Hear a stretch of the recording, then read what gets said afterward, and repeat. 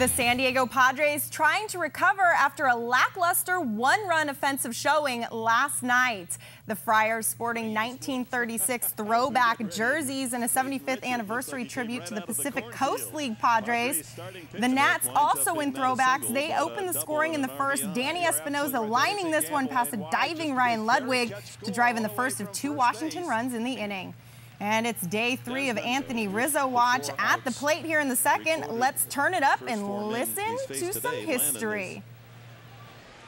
Rizzo gets into one. It's high, it's long, and Rizzo touches them all.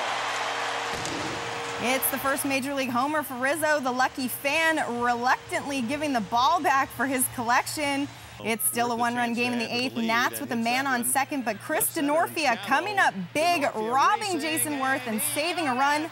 But Denorfia's heroics quickly forgotten. Drew Storen gets him looking to end the ball game, and Clayton Richard is your tough luck loser once again.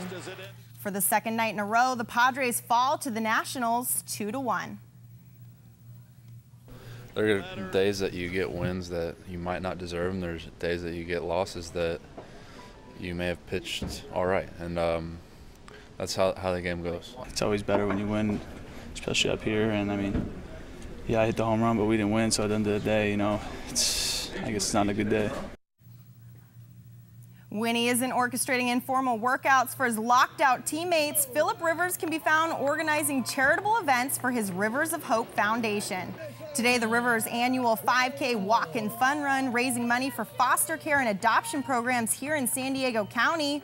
Rivers also in the giving mood when it came to his post-run interview, spilling the beans on where the Chargers have been preparing for 2011. We've tried to keep it as quiet as possible. I can publicly say now we've gone probably 10 weeks or so since late March over at USD. Kai Snyder, the athletic director there, has been super accommodating with the weight room and the field and his whole staff, strength coach and all. And since like March 20th or something like that, close to that last week in March, we've been going 4 days a week now pretty consistently, and it's been really good.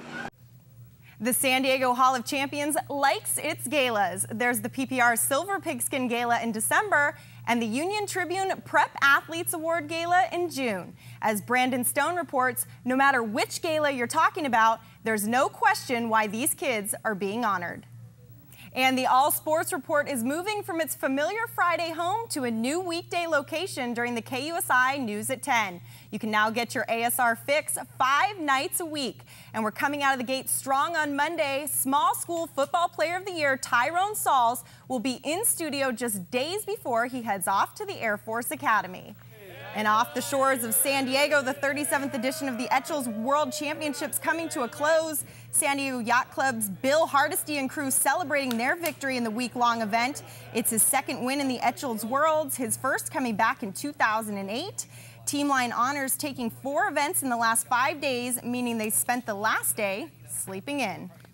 Typically, these regattas are really difficult, and they usually come down to the last race, and it's usually very exciting and stressful, and I was just expecting that, and so we just went out there with it is a hardcore attitude of going to give it everything we've got, and then we won another race, and we got a third and a second. I think just always keeping the pressure on was really important for us.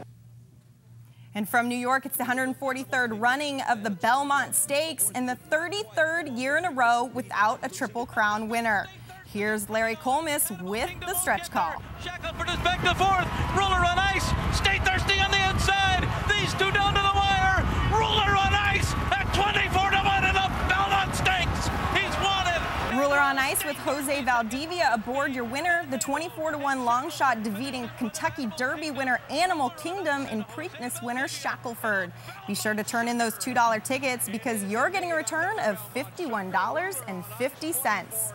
And finally, the USA soccer team continue its tour of the NFL stadiums with a Gold Cup pool play match against Panama. The 2 sides meeting on the grass of the Tampa Bay Buccaneers home field. But it's Panama who jumps on top first, the entry ball finding the diving head of Eduardo Desant, who assists Luis Tejada for the goal. The U.S. responds in the second half when Clarence Goodson takes a diving header of his own to the back post. But despite the U.S.'s valiant effort, Panama pulls off the upset, handing the Americans their first ever Gold Cup group loss. Everybody seeming to be using their heads. Yeah, exactly. All right, Very Stephanie, nice. thank you so much. Very nice.